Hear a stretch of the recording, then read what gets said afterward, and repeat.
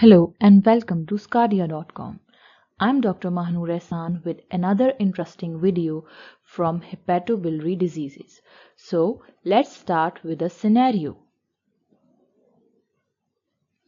Now imagine you are working in medical emergency and you encounter a 40 years female who has presented with right upper quadrant pain for 3 hours and it is associated with nausea and vomiting. So, when you come across such a patient, you will think of that probably there is something wrong with the hepatobiliary system. So, you will carry out certain investigations and the investigations come out to be as follows.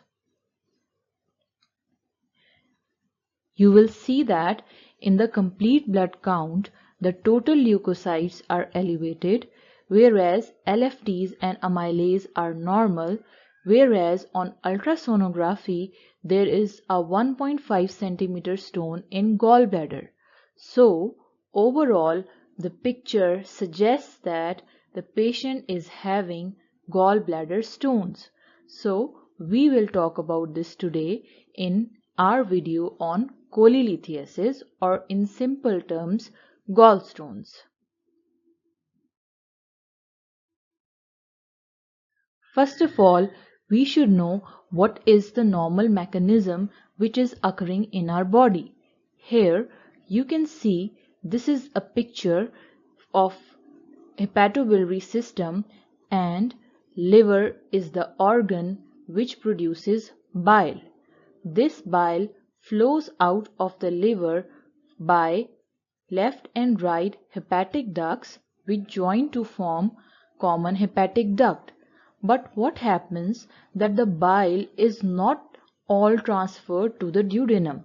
Rather, 50% is stored in the gallbladder. And whenever we eat some food, then that bile is released and it is carried by the cystic duct. So, cystic duct combines with common hepatic duct to form common bile duct. And you can see that pancreas is also having duct which is opening into the duodenum. So, in this way, bile, which is synthesized in the liver and temporarily stored in the gallbladder, is carried ultimately to the duodenum whenever we eat the food. And what is the role of this bile? This bile will help to digest the fatty food.